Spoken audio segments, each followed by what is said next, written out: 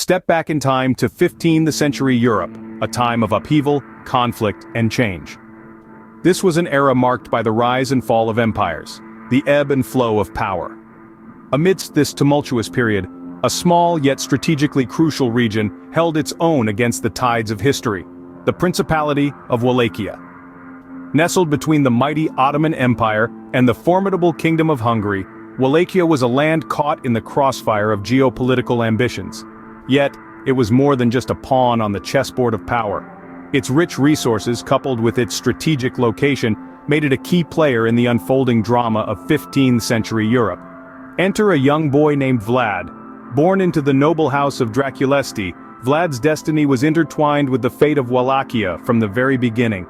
His early life was one of turmoil and treachery, marked by his father's fluctuating fortunes and his own precarious position as a political hostage in the Ottoman court. These experiences would shape Vlad in profound ways, hardening his resolve and honing his strategic acumen. As he grew older, Vlad's ambition began to take shape. He envisioned a strong, independent Wallachia, free from the yoke of foreign domination. He knew the path ahead was fraught with challenges, but he was ready to embrace them. His resolve was as unyielding as the Carpathian mountains that guarded his homeland. By the time he claimed the throne, Vlad was a man molded by his experiences, a leader shaped by the crucible of power and politics.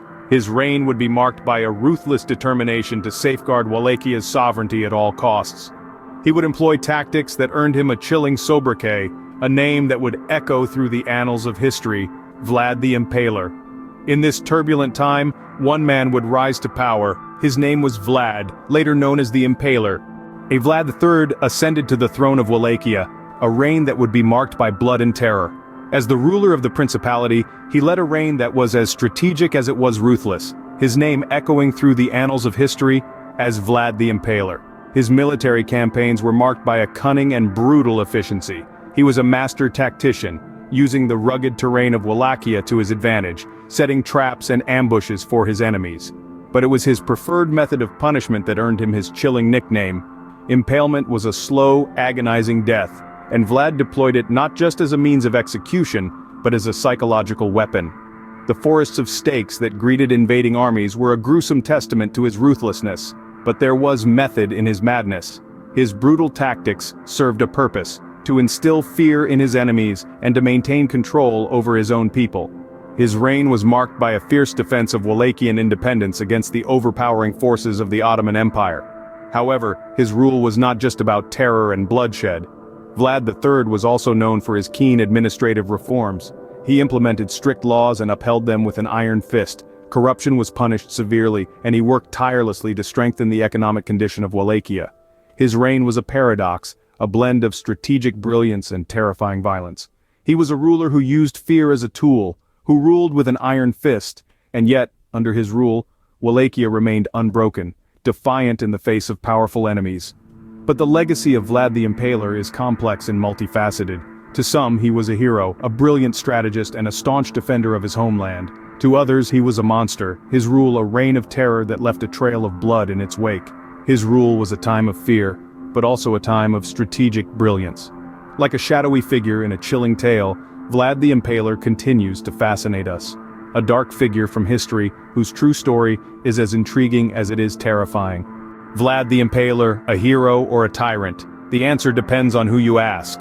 So let's journey into the heart of Wallachia, the land Vlad ruled with an iron fist, and examine the impact of his reign. Vlad's policies were as sharp as the stake he was infamous for using. He was a master strategist, strengthening Wallachia's military might and fortifying its borders. Economic reforms were also a significant part of his rule. Vlad implemented strict trade laws favoring local merchants to bolster Wallachia's economy. His goal? To make Wallachia an independent power, free from the shadow of the Ottoman Empire and the Hungarian kingdom. Yet, these measures came with a heavy price. Vlad's rule was marked by the constant specter of violence. He used fear as a tool, not just against his enemies, but also to keep his own subjects in check. His infamous impalement technique was a gruesome testament to this. His reign was drenched in blood, earning him the moniker of Vlad the Impaler. Here's where the image of Vlad splits.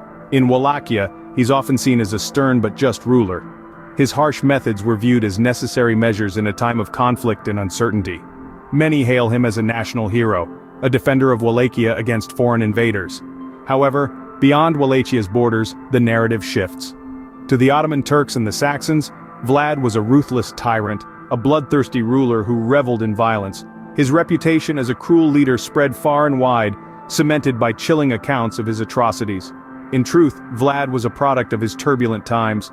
His rule reflected the complex dynamics of 15th century Europe, a time when power was often won and maintained through violence and fear. His legacy, therefore, is a complex tapestry, woven with threads of both fear and respect.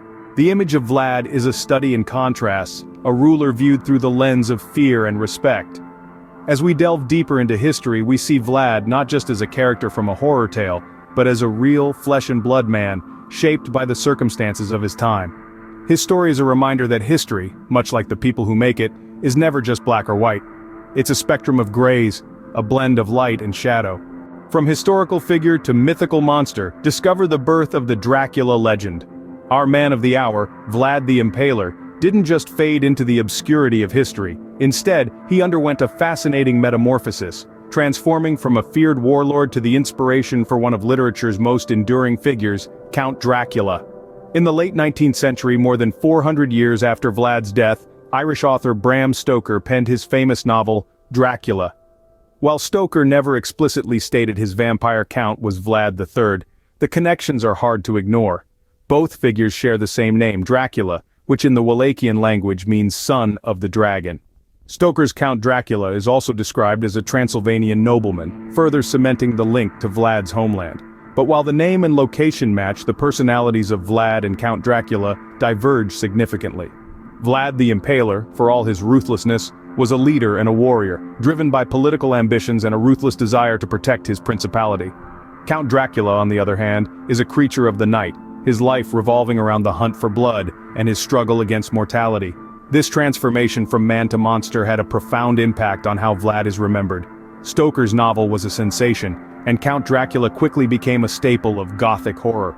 His image was further cemented by film adaptations, with actors like Bela Lugosi and Christopher Lee giving unforgettable performances as the charismatic Count. The result?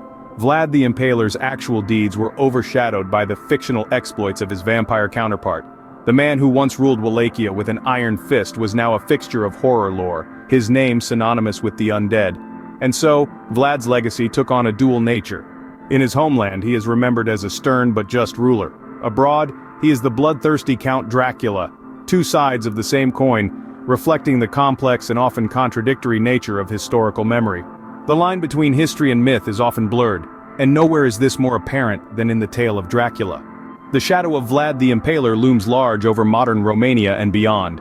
Vlad III's legacy is as multifaceted as the man himself. In Romania, he is revered as a national hero, a stalwart defender of his homeland against the Ottoman Empire.